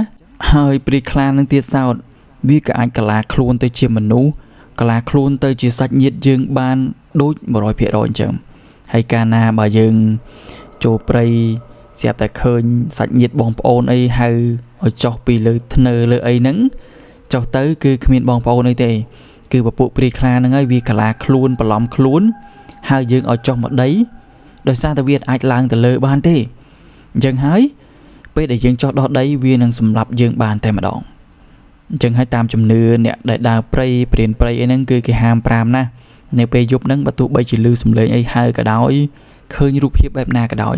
ក៏គេដាច់ខាតគឺគេអត់ចុះពីលើដើមឈើដែលគេសម្រាកឬមួយក៏គេអត់ចុះពីលើធ្នើដែលគេនៅនឹងទេគេត្រូវតែសម្រាកនៅលើនឹងរហូតពេញមួយយប់ដល់ព្រឹកព្រលឹមឡើងមេឃភ្លឺបានគេនាំគ្នាចុះពេលខ្លះទៀតគេបាញ់សត្វខ្លាបានពេលយប់ចឹងដល់ពេលថ្ងៃឡើងព្រឹកឡើងស្រាប់តែបាត់ខ្លាហ្នឹងក៏មានដែរហើយពេលខ្លះសត្វខ្លាហ្នឹងស្រាប់តែលាយសល់តែស្បែកក៏មានដែរនិយាយរួមទៅក្នុងព្រៃវាមានរឿងរ៉ាវអាត់កំបាំងជាច្រើនដែលយើងមិនបានឃើញនឹងភ្នែកគឺយើងមិនជឿនោះឡើយហើយរឿងហេតុដែលធ្វើឲ្យពូម៉ាប់គាត់ស្លាប់នោះអ្នកភូមិគេបាននិយាយតគ្នាថាប្រហែលជាគាត់ល្មើសនឹងក្បួនតម្រាហាមឃាត់របស់ព្រានព្រៃហើយប្រហែលជាគាត់អាចធ្វើអ្វីមួយល្មើសនៅក្នុងព្រៃហ្នឹងទើបបានឈានដល់ព្រាយខ្លាសម្លាប់គាត់បែបហ្នឹងនៅអំឡុងពេលដែលអ្នកភូមិគេចូលទឹកព្រៃដើម្បីស្វែងរកពូម៉ាប់ហ្នឹង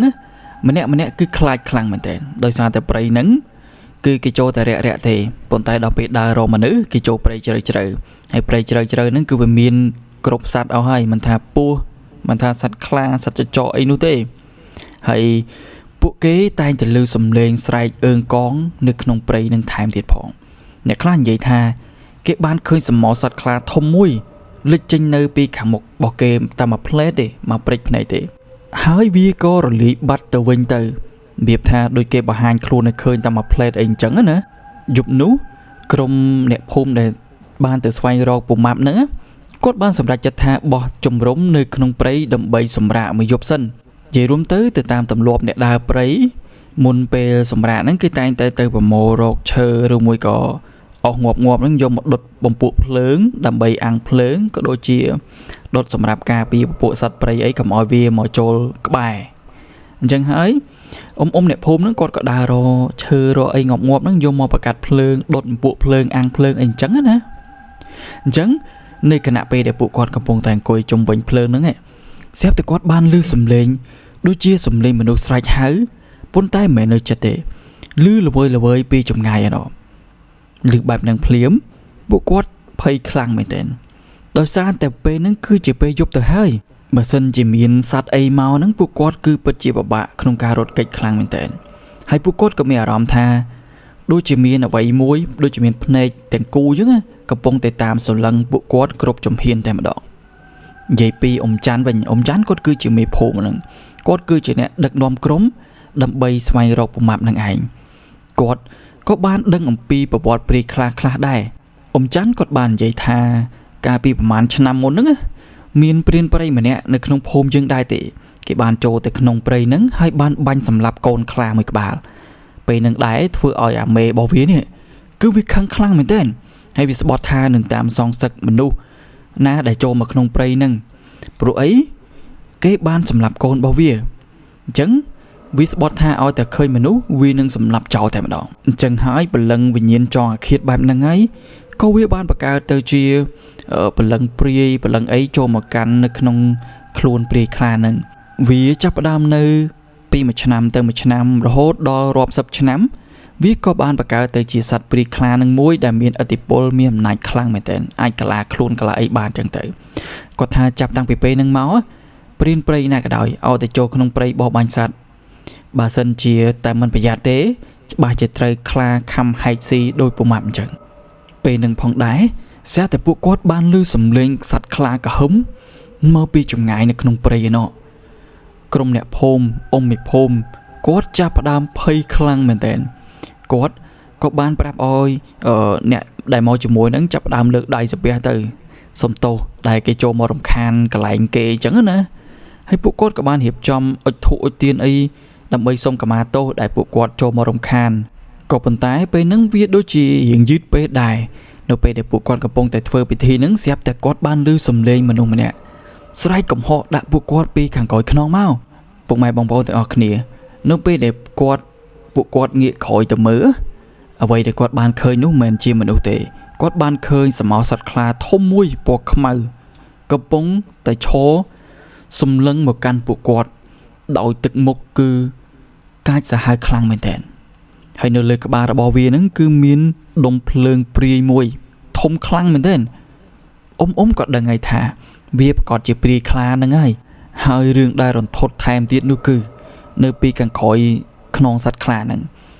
គឺឃើញមានសាកសពរបស់តាម៉ាប់បែកជាកំណាត់វាថាដូចជាត្រូវសត្វខ្លាហ្នឹងខំហែកខ្ទេចខ្ទីអញ្ចឹងមុខមាត់របស់គាត់គឺពិបាកមើលខ្លាំងមែនទែននិយាយរួមទៅគឺវាសាហាវខ្លាំងពេកណាពេលនឹងផងដែរព្រាយខ្លាហ្នឹងវាចាប់ដើមស្រែកវាថាស្រែកក្រហមឡើងរំពងពេញព្រៃតែម្ដងធ្វើឲ្យអ៊ំមេភូមិក៏ដូចជាអ្នកភូមិហ្នឹងគាត់កាន់តែភ័យខ្លាំងថែមទៀតពេលនឹងផងដែរពួកគាត់ក៏បញ្ញាប់នាំគ្នារត់ឡើងទៅលើដើមឈើទាំងអស់គ្នាតែម្ដងដោយធ្វើយ៉ាងណាឲ្យតែរួចផុតពីពេលនឹងសិនណាខ្លាចក្រែងថាសត្វខ្លាវាហក់មកខំពួកគាត់ដូចសម្រាប់ពុំម៉ាប់អញ្ចឹងអ៊ំច័ន្ទអ៊ំមេភូមិគាត់នាំគ្នាចែកជើងរត់ឡើងលើដើមឈើនេះទៅអ្នកខ្លះក៏រត់ឡើងលើដើមឈើនោះទៅនិយាយរួមទៅពួកគាត់ចែកជើងគ្នារត់យ៉ាងណាឲ្យយកតែរួចខ្លួនមកពេលនឹងសិនទៅចាំព្រឹកស្អែកចាំគិតទៀតអញ្ចឹងហើយពួកគាត់ក៏នាំគ្នារត់ចែកជើងគ្នាអស់ទៅចំណែកអាព្រាយខ្លានោះវិញវាដើរកលឹងនៅខាងក្រោមដើមឈើដែលអ៊ំគាត់ឡើងទៅពួនហ្នឹងណាវាដើរកលឹងចុះឡើងប៉ុន្តែរបៀបថាវាដូចជាអត់មានបំណងចង់ធ្វើបាបពួកគាត់ដែរបើសិនជាវាចង់សម្លាប់ពួកគាត់វាស្ទុះហក់មកខំពួកគាត់តាំងតែពីពេលពួកគាត់ឈរនៅនឹងលើដីម្លេះប៉ុន្តែនេះវានៅឈរមើលអ៊ំរត់ឡើងទៅលើដើមឈើនោះទេអញ្ចឹងបានន័យថាវាអត់មានកម្រងឬក៏អត់មានបំណងចង់សម្លាប់អ៊ំឡើយវាមកនេះវាគ្រាន់តែចង់វាថាចង់ប្រាប់អីមួយឬមួយក៏ចង់បន្លាចអ៊ំដើម្បីកុំឲ្យគាត់ហ៊ានចូលមកក្នុងតំបន់ដែលគេរស់នៅអីអញ្ចឹងទៀតអីអញ្ចឹងណានិយាយពីសត្វខ្លានឹងវិញក្រោយពេលដែលវាដើរកលឹងចុះឡើងប្រហែលជា 4-10 ជុំអីមកវាក៏ដើរចូលទៅក្នុងព្រៃបាត់ទៅគ្រាន់តែវាដើរបាត់ភ្លាមហ្នឹងស្រាប់តែឮសំឡេងសត្វកងគួចយំប្រហែលជា 3-4 ខ្វាក់ហ្នឹងហើយក៏បាត់សំឡេងនឹងស្ងាត់ឈឹងតែម្ដងនៅយប់ហ្នឹងអ៊ំមេភូមិច័ន្ទអ្នកភូមិផ្សេងទៀតគឺអត់មានពីណាគេហ៊ានចុះពីលើដើមឈើហ្នឹងទេពួកគាត់នឹងអង្គុយវាថាសម្រានឈរនៅលើដើមឈើហ្នឹងរហូតដល់មេឃភ្លឺបានពួកគាត់នាំគ្នាចុះពីលើដើមឈើហើយប្រមូលយកសាកសពរបស់ពុំម៉ាប់ហ្នឹងចេញពីព្រៃចូលទៅក្នុងភូមិដើម្បីធ្វើបុណ្យទៅតាមប្រពៃណីសាសនារបស់ខ្មែរយើងទៅ ចឹងហើយក្រោយការស្លាប់របស់ពូម៉ាប់ហ្នឹងក៏មានអ្នកភូមិក៏ដូចជាព្រានព្រៃផ្សេងទៀតហ្នឹងគឺគេខ្លាចរអាខ្លាំងមែនទែនគេអត់សូវហ៊ានចូលក្នុងព្រៃជ្រៅដើម្បីបរបាញ់សត្វដូចមុនទេភាគច្រើនគឺគេតែងតែចូលព្រៃក្បែរនឹងជើងភ្នំក៏ដូចជាព្រៃដែលរាក់ណាដើម្បីចូលទៅបរបាញ់សត្វអីធម្មតានោះទេចំណែកឯក្រុមប្រជាជនដែលចូលទៅរើសក្របសំរងដើរដកផ្សិតដកតាពាំងជីកតាពាំងអីហ្នឹងក៏ពួកគាត់មិនហ៊ាននៅនឹងព្រៃហ្នឹងដល់យប់នោះដែរដោយសារតែពួកគាត់ខ្លាចអញ្ចឹងហើយតាមេឃរៀងបាក់សៀលអីហ្នឹងគឺពួកគាត់នាំគ្នាចេញពីព្រៃហ្នឹងហើយអំដូតគាត់បានបន្តទៀតថាម្លងពេលហ្នឹងក៏មានអ្នកភូមិគេបាត់គោបាត់អីខ្លះដែរប៉ុន្តែក៏មិនមានអ្នកណាគេហ៊ានចូលទៅក្នុងព្រៃហ្នឹងដើម្បីស្វែងរកថាសត្វគោហ្នឹងបាត់ដោយសារអ្វីឬមួយក៏ត្រូវសត្វអីវាអូស៊ីនោះដែរពួកគេបានត្រឹមតែបាត់ក៏បាត់ទៅពួកអីបើសិនជាចូលទៅខ្លាចក្រែងតែជួបពួកអាសត្វជើង4អីហ្នឹងវានាំឲ្យគ្រោះថ្នាក់ដល់ខ្លួនឯងនោះទេហើយរឿងជំនឿរឿងអាសត្វព្រាយខ្លាអីហ្នឹងគឺវានៅតែមានជំនឿរហូតដល់សពថ្ងៃហ្នឹងឯងនៅប្រទេសខ្មែរយើងក៏មានដែរហើយជាពិសេសនៅក្នុងតំបន់ព្រៃជ្រៅអីហ្នឹងគឺសម្បូរខ្លាំងមែនទែនពពួកវិញ្ញាណព្រាយអីអស់ហ្នឹងអញ្ចឹងហើយចំពោះហេតុការណ៍អស់ហ្នឹងខ្ញុំក៏ធ្លាប់បានឃើញវីដេអូថៃផងដែរគេធ្លាប់ចូលទៅក្នុងព្រៃដើម្បីបោះតង់ក៏ដូចជាទៅបោះបាញ់សត្វអីហ្នឹងក៏ឃើញមានពពួកវិញ្ញាណព្រាយខ្លាហ្នឹងមកបន្លំខ្លួនជាសាច់ញាតិរបស់ពួកគេក៏ដូចជាពេលខ្លះគេបន្លំខ្លួនទៅជាប្រសង់ក៏ដូចជាលោកយាយចំណាយអញ្ចឹងទៅថាចូលមកវែងផ្លូវព្រៃអត់មានបាយហូបឲ្យចុះមកខាងក្រោមជួយពួកគេផងអញ្ចឹងហើយពួកគេអត់ចុះទៅទេពួកគេដឹងថាមិនមែនជាមនុស្សឡើយមិនមែនជាប្រសង់ពិតឡើយគ្រាន់តែជាវិញ្ញាណបន្លំភ្នែកពួកគេតែប៉ុណ្ណោះបើសិនជាពួកគេចុះទៅប្រកាសជាស្លាប់បាត់បង់ជីវិតហើយអញ្ចឹងសាច់រឿងទី1ថ្ងៃហ្នឹងគឺមានតែប៉ុណ្្នឹងអញ្ចឹងហើយចំពោះសាច់រឿងទី2ខ្ញុំនឹងនិយាយទៅដល់សាច់រឿងមួយដែលតាក់ទងនឹងលោកយាយម្នាក់ឈ្មោះថាលោកយាយសាយកាលនោះមានភូមិតូចមួយដែលមានទីតាំងជាប់នឹងមាត់បឹងទន្លេសាបមានរឿងរ៉ាវអាថ៌កំបាំងមួយដែលចាស់តែងតែនិយាយប្រាប់កូនចៅរបស់គាត់ថានៅពេលរាត្រីស្ងាត់ចងំហ្នឹងគឺមានលោកយាយម្នាក់តែងតែដើរមកក្បែរមាត់បឹងហ្នឹងស្ថិតក្នុងសម្លៀកបំពាក់ពណ៌សហើយគាត់នឹងដើរស្វែងរកក្មេងៗដើម្បីចាប់ពួកគេយកទៅក្នុងព្រៃជ្រៅលោកយាយម្នាក់នោះឈ្មោះថាយាយសាយគាត់គឺជាស្ត្រីមេម៉ាយរស់នៅតែម្នាក់ឯងនោះទេដែលគាត់មានខ្ទមចំណាស់តូចមួយនៅនឹងមាត់បឹងអ្នកខ្លះគេថាយាយសាយហ្នឹងគឺជាកមុំចាស់ទៅវិញដោយសារតែគាត់លាបមុខឡើងសស្គុះតែម្ដងចំណែកឯក្បាលរបស់គាត់វិញគឺមានសក់ស្កូវមួយដែរនៅរៀងរាល់ល្ងាចពេលថ្ងៃច័ន្ទពេញបរមីយាយសាយតែងតែទៅអង្គុយលើរឹងមួយនៅក្បែរនឹងដើមត្នោតហើយក៏តែងតែច្រៀងចម្រៀងបទបុរាណណាដែលមិនមាននរណាម្នាក់គេធ្លាប់បានស្ដាប់ពីមុនមកឡើយហើយគ្រប់ពេលដែលអ្នកទាំងអស់គ្នាបានស្ដាប់បទចម្រៀងរបស់គាត់ដែលបានច្រៀងនឹងហើយពួកគេតែងតែមានអារម្មណ៍ថាព្រឺសម្បុរខ្ញាក់តែម្ដងដោយសារតែបទចម្រៀងហ្នឹងគឺរបៀបថាដូចជាអំពើឡើងកលួចអញ្ចឹងអ្នកភូមិភាគច្រើនណាគឺគេតែងតែដើរវៀងកន្លែងម្ដងខ្ទមដែលគាត់រស់នៅនឹងឯងដោយសារតែគេខ្លាចគាត់បើសិនជាមាននរណាម្នាក់ឃើញមុខរបស់គាត់ឬមួយក៏ដើរជួបគាត់ដោយចៃដន្យណាគេនឹងបញ្ញាប់ដើរគេចមុខពីគាត់ភ្លាមតែម្ដងដោយគេមិនហ៊ានមើលមុខយាយសាយចំឡើយមិនដឹងថាមូលហេតុអីដែរអាចថាមកពីមុខរបស់យាយសាយគាត់មិនសូវចេះញញឹមឬមួយក៏អាចមកពីគេខ្លាចគាត់ក៏ថាបាននៅក្នុងភូមិហ្នឹងមានក្មេងប្រុសម្នាក់គឺជាក្មេងដែលអត់សូវស្ដាប់ប្រកបឪពុកម្ដាយទេគេតែងតែដើរទៅលេងពេញភូមិពេញអីនឹងឯងហើយគេម្នាក់នោះថែមទាំងធ្លាប់ទៅដើរទៅដល់ផ្ទះយាយសាយថែមទៀតផងនៅពេលដែលបាត់ក្មេងម្នាក់ហ្នឹងម្ដាយរបស់គេដើររកពេញទាំងភូមិតែម្ដងប៉ុន្តែរកយ៉ាងណាក៏រកមិនឃើញដែរដល់ពេលល្ងាចនៅពេលដែលក្មេងម្នាក់ហ្នឹងគេដើរត្រឡប់ទៅភូមិវិញណាម្ដាយរបស់គេក៏បានសួរថាតើកូនឯងទើបមកពីណាហើយក្មេងម្នាក់ហ្នឹងគេបានប្រាប់ម្ដាយគេថាគេទើបតែមកពីលេងផ្ទះរបស់យាយសាយទាំងដែលក្មេងម្នាក់ហ្នឹងគេមិនបានដឹងអំពីប្រវត្តិរឿងរ៉ាវរបស់យាយសាយពីមុនមកឡើយចំណែកម្ដាយរបស់គេវិញក្រោយពីបានឮកូនរបស់គេនិយាយបែបហ្នឹងហើយគាត់បានប្រាប់កូនរបស់គាត់ថាថ្ងៃមុខថ្ងៃក្រោយកុំឲ្យទៅលេងនៅម្ដុំក្បែរផ្ទះយាយសាយទៀតបើសិនជាអាចទៅលេងឲ្យឆ្ងាយទៅ ហើយគុំទៅលេងក្បែរផ្ទះយាយសាយនឹងឲ្យសោះក៏ប៉ុន្តែក្មេងប្រុសម្នាក់ហ្នឹងគេអត់ស្ដាប់បង្គាប់របស់ម្ដាយរបស់គេឡើយគេតែងតែលួចទៅដើរលេងនៅម្ដុំក្បែរផ្ទះយាយសាយនឹងជានិច្ចនឹងឯងដោយគេអត់ខ្វល់ថាយាយសាយនឹងគឺជាអ្នកណានោះឡើយមានល្ងាចមួយនៅខណៈពេលដែលគេកំពុងតែដើរនៅក្បែរម្ដុំផ្ទះគាត់ហ្នឹងស្រាប់តែគេបានឃើញលោកយាយសាយហ្នឹងកំពុងតែអង្គុយនៅខាងមុខក្រែរនាបរស័យមួយនៅខាងមុខខ្ទមចំណាស់របស់គាត់ហ្នឹងដោយគាត់លាបមុខឡើងសស្គូសតែម្ដងហើយនៅពេលដែលគេបានសម្លឹងមើលមុខចំយាយសាយហើយយាយសាយបែរជាសើចញញឹមដាក់គាត់ទៅវិញទាំងដែលទឹកមុខមើលទៅគួរឲ្យខ្លាចខ្លាំងមែនទែនហើយរឿងដែលចម្លែកមួយទៀតនោះគឺនៅពីខាងក្រោយខ្នងរបស់គាត់ហាក់ដូចជាមានស្រមោលពណ៌ខ្មៅអ្វីម្យ៉ាងឈរនៅព្រាលពីខាងក្រោយនឹងសម្លឹងមកកាន់ក្មេងប្រុសម្នាក់នឹងឃើញបែបហ្នឹងហើយគេរៀងភ័យខ្លាចដែរដោយសារតែគេអត់ដែលបានឃើញរឿងរ៉ាវហេតុការណ៍ហ្នឹងពីមុនមកឡើយគេក៏បញ្ញាប់រត់ចេញពីកន្លែងផ្ទះហ្នឹងទៅនៅខណៈពេលដែលគាត់កំពុងតែរត់ត្រឡប់មកផ្ទះវិញហ្នឹងគាត់បានចំពប់ជើងនឹងឫសឈើមួយដែលបានដុះព្រៀបនឹងមាត់បឹងហ្នឹងណាហើយក៏ដួលត្រឡប់ត្រឡិននៅកន្លែងហ្នឹងទៅភ្លាមនឹងដែរយាយសាយគាត់ក៏បានងាកមុខមករកក្មេងប្រុសម្នាក់ហ្នឹងហើយមិនដឹងយ៉ាងម៉េចឯភ្នែកគាត់ប្រែជាពណ៌ធម្មតាទៅជាពណ៌ក្រហមឡើងភ្លឺដូចពណ៌មាសពណ៌ឈាមអីអញ្ចឹងណា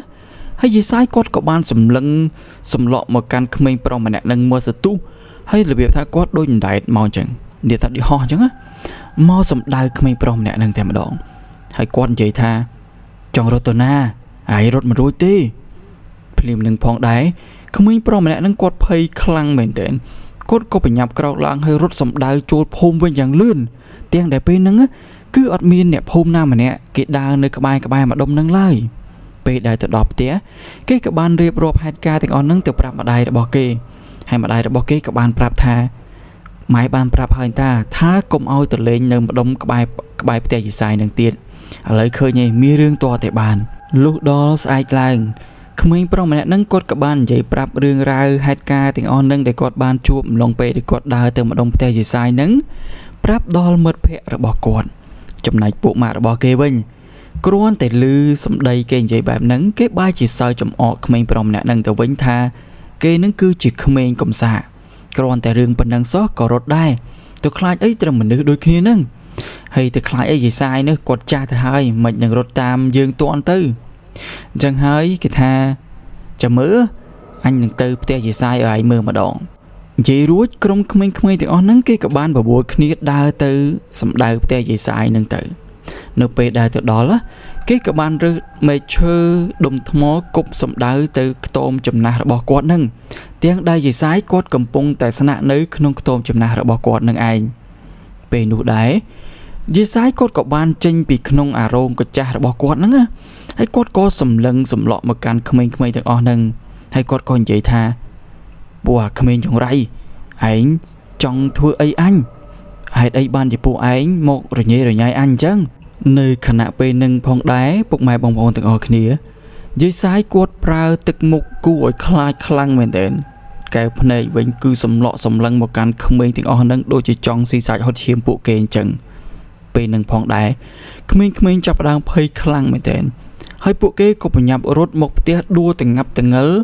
ដោយក្មេងប្រុសម្នាក់មុនដែលត្រូវបានយាយសាយលងបន្លាចអញ្ចឹងពេលដែលមកដល់ផ្ទះមានក្មេងប្រុសម្នាក់គេចាប់ផ្ដើមមានអារម្មណ៍ថាខ្លួនប្រាណរបស់គេហាក់បីដូចជាខុសប្រក្រតីខុសពីសពមួយដងគេមានអារម្មណ៍ថាគេឈឺឆ្អឹងខ្នងខ្លាំងមែនទែនឈឺជុកចាប់ពេញទាំងខ្លួនតែម្ដងហើយភ្នែករបស់គេចាប់ផ្ដើមប្រែពណ៌ឡើងទៅជាឡើងបាយពណ៌សស្លែតពេលនឹងផងដែរម្ដាយរបស់គេក៏បានព្រួយបារម្ភខ្លាំងមែនទែនហើយក៏បានសួរទៅកាន់ក្មេងម្នាក់នឹងថាកូនឯងបានទៅធ្វើអីឬទៅលេងកន្លែងណាហេតុអីបានជាកើតរឿងហេតុបែបហ្នឹងទៅវិញក្មេងប្រុសម្នាក់ហ្នឹងគាត់ក៏បាននិយាយប្រាប់ដំណើរដើមតងថាគេបានទៅលេងនៅម្ដុំផ្ទះយាយសាយហើយទៅបានគប់រំខានគាត់អីចឹងណាឬបែបហ្នឹងហើយម្ដាយរបស់គេគឺភ័យខ្លាំងមែនទែនគាត់ក៏បញ្ញាប់យកកូនប្រុសរបស់គាត់ហ្នឹងយកទៅឲ្យលោកគ្រូខ្មែរម្នាក់នៅក្នុងភូមិដើម្បីជួយផ្សំថ្នាំផ្សំអីដើម្បីព្យាបាលជំងឺកូនប្រុសរបស់គាត់ឲ្យជាសះស្បើយនៅក្នុងភូមិហ្នឹងមានលោកគ្រូម្នាក់ឈ្មោះថាលោកគ្រូញ៉ំគាត់ ខ្លាំងមែនទែនខ្លាំងខាងព្យាបាលជំងឺដោយប្រើថ្នាំខ្មែរអីហ្នឹងហើយគាត់ព្យាបាលជំងឺអ្នកភូមិជាច្រើនអ្នកណាមកហើយគាត់ចេះមើលគុណគូដេញអតៈដេញវេលាធ្វើអាចារ្យធ្វើអីបានមកសពតែម្ដងនៅពេលដែលម្ដាយរបស់គេបានយកគេមកឲ្យលោកគ្រូមើលហើយលោកគ្រូខ្ញុំគាត់បានមើលថាក្មេងប្រុសម្នាក់ហ្នឹងប្រកាសជាត្រូវអំពើរបស់យេសាយហើយគាត់ថាថ្នាំធម្មតាមិនអាចព្យាបាលគាត់បានឡើយគាត់ត្រូវតែរៀបចំថ្នាំដំអំពើពីយេសាយហើយគាត់នឹងធ្វើពិធីដើម្បីទៅចរចាយេសាយឲ្យដកអំពើនឹងចេញពីក្មេងនឹងទៅដោយសារតែគេនៅក្មេងណាគេមិនបានដឹងអំពីហេតុការណ៍ខុសត្រូវអីនោះទេលោកគ្រូខ្ញុំគាត់បានមានប្រសាសន៍ថាយេសាយគាត់អត់ព្រមលើកលែងឲ្យក្មេងម្នាក់នឹងឡើយដោយគាត់ថាទោះបីជាដូរនឹងរបស់របរជាធ្នូនឹងអ្វីក៏ដោយក៏គាត់អត់យល់ព្រមដែរគាត់ត្រូវការជីវិតរបស់ក្មេងប្រុសម្នាក់ហ្នឹងអញ្ចឹងហើយដោយនិយាយគ្នាចរចាគ្នាត្រូវលោកគ្រូខ្ញុំគាត់ក៏បានធ្វើពិធីដើម្បីតទល់ជាមួយនឹងលោកយេសាយនឹងទៅគាត់ប្រើពេលអស់មួយយប់ទម្រាំតែអាចយកឈ្នះទៅលើមន្តអាគមរបស់លោកយេសាយនឹងបានអញ្ចឹងហើយលោកគ្រូខ្ញុំគាត់បានឲ្យខ្សែកព្រះមួយទៅឲ្យក្មេងប្រុសម្នាក់នឹងពាក់ជាប់នឹងកហើយគាត់បានផ្ដាំម្ដាយរបស់គេថាហាមដាច់ខាតមិនឲ្យក្មេងប្រុសម្នាក់នឹងដោះខ្សែកនឹងចេញពីខ្លួនបានឡើយដើម្បីការពារកុំឲ្យវិញ្ញាណអាបធ្មប់របស់យេសាយនឹងចូលមកបែបថាគ្រប់គ្រងក្មេងប្រុសម្នាក់នឹងបានទៀតគាត់ថាយេសាយគាត់អាចនឹងមករករឿងក្មេងប្រុសម្នាក់នឹងម្ដងទៀតនៅថ្ងៃក្រោយឬក៏ពេលណាយើងមិនដឹងនោះទេម្ល៉េះហើយជឿមិនជឿអីក៏ត្រូវតែពាក់ការពីខ្លួនផងដែរអញ្ចឹងហើយក្រោយពេលដែលលោកតាញោមគាត់ព្យាបាលអីជារួចរាល់នឹងហើយក្មេងប្រុសម្នាក់នឹងគាត់ក៏បានត្រឡប់ទៅផ្ទះវិញដូចដើមទៅចំណែកឯអ្នកភូមិឯនេះវិញគេចាប់ផ្ដើមខ្លាចយេសាយពីមួយថ្ងៃទៅមួយថ្ងៃហើយដោយទ្រាំបានពួកគេក៏បានប្រមូលផ្ដុំគ្នានិងពិភាក្សាជាមួយអង្គមេភូមិដើម្បីបណ្ដេញលោកយេសាយចេញពីភូមិនឹងទៅចំណែកឯយេសាយវិញគាត់ក៏គ្មានជំរឿអីនោះដែរបើទោះបីជាគាត់ចេះមន្តអាគមអីយ៉ាងណាក៏ដោយប៉ុន្តែនៅពេលនេះគឺអ្នកភូមិខឹងសម្បានឹងគាត់ខ្លាំងមែនទែនចឹងអត់មានជំរឿទេគាត់ក៏សម្រេចចិត្តថាចាក់ចោលខ្ទមចំណាស់របស់គាត់ដែលនៅនឹងក្បែរស្រះទឹកនឹងទៅស្នាក់នៅនឹងភូមិផ្សេងណាទៀតទៅដែលគេមិនទាន់ស្គាល់ពីប្រវត្តិគាត់ច្បាស់អញ្ចឹងជំនាន់មុនវាមិនទាន់ល្បីមានប្រព័ន្ធផ្សព្វផ្សាយដូចបច្ចុប្បន្ននោះឡើយអញ្ចឹងហើយអ្នកដែលស្គាល់គឺគេនឹងដឹងប៉ុន្តែអ្នកដែលមិនស្គាល់គឺគេមិនដឹងប្រវត្តិរបស់យេសាយនឹងថាគាត់ជាគ្រូធ្មប់គ្រូស្មិលអីអញ្ចឹងនោះឡើយចំណែកអ្នកភូមិឯនេះវិញបើទោះបីជាយេសាយគាត់លែងរស់នៅក្បែរនឹងមាត់បឹងក្បែរនឹងមាត់ទឹកនឹងក៏ដោយក៏ឪពុកម្ដាយរបស់ពួកគេនៅតែហាម5កូនចៅរបស់ពួកគេហាមមិនឲ្យទៅលេងឬក៏ទៅងូតទឹកអីនៅក្បែរម្ដុំនឹងដែរដោយសារតែគេខ្លាចថាយេសាយគាត់នៅតែលោភមើលឬមួយក៏គាត់អាចនឹងប្រើប្រាស់បរិវាររបស់គាត់មកយកជីវិតក្មេងៗនៅតំបន់ហ្នឹងទៅក៏ថាបានដែរអញ្ចឹងហើយគាត់ហាមខ្លាំងមែនទែនអត់ឲ្យទៅលេងទឹកលេងអីហ្នឹងទេចំណែកឯនៅឯភូមិផ្សេងទៀតហ្នឹងមករយៈក្រោយមកទៀតហ្នឹងក៏មានក្រុមអ្នកនេសាទដើររកត្រីអីហ្នឹងគេក៏បានឃើញស្ត្រីចំណាស់ម្នាក់ឈរនៅនឹងកំពង់មាត់ទឹកហ្នឹងហើយបានកំពុងតែសូត្របាលីឬមួយក៏មន្តអាគមអ្វីម្យ៉ាងឡើងក៏លួចតែម្ដងហើយអ្នកនេសាទហ្នឹងបាននិយាយថាស្ត្រីម្នាក់ហ្នឹងតែងតែឈរសម្លឹងមកកាន់មិនថាមនុស្សឬមួយក៏ក្រុមប្រជានេសាទដែលជិះទូកឆ្លងកាត់តំបន់ហ្នឹងនោះទេគឺគាត់សម្លឹងមិនដាក់ភ្នែកឡើយក៏ប៉ុន្តែយ៉ាងណាក៏ដោយក៏ក្រុមបងប្អូនប្រជានេសាទដែលរស់នៅតំបន់ភូមិហ្នឹងគេក៏មិនបានទៅចាប់អារម្មណ៍នឹងគាត់ដែរដោយសារតែខ្ទមរបស់យេសាយនៅហ្នឹងគឺនៅរៀងឆ្ងាយដាច់ពីភូមិគ្រាន់ដែរអញ្ចឹងហើយក៏ពុំសូវមានអ្នកភូមិឬមួយក៏ក្មេងៗឯណាគេមកលេងក្បែរនៅតំបន់ហ្នឹងដែរលុះបានមួយរយៈក្រោយមកទៀតមកក៏បាត់ដំណឹងយេសាយឈឹងតែម្ដងមិនដឹងតែគាត់ទៅរស់នៅក្នុងព្រៃឬមួយក៏គាត់ស្លាប់អីយ៉ាងម៉េចក៏មិនដឹងដែរគឺបាត់ដំណឹងគាត់សូនឈឹងលែងមានវត្តមានគាត់នៅនឹងភូមិហ្នឹងទៅអញ្ចឹងសាច់រឿងថ្ងៃហ្នឹងគឺមានតែប៉ុណ្្នឹងអរគុណអ្នកទាំងអស់គ្នាចំពោះការតាមដានសាច់រឿងទាំងពីរហ្នឹងហើយបើសិនជាមានកំហុសខុសឆ្គងយ៉ាងណាក៏សូមខន្តីអភ័យទោសផងដែរសង្ឃឹមថាជួបអ្នកទាំងអស់គ្នានៅវីដេអូក្រោយបន្តទៀតអរគុណច្រើន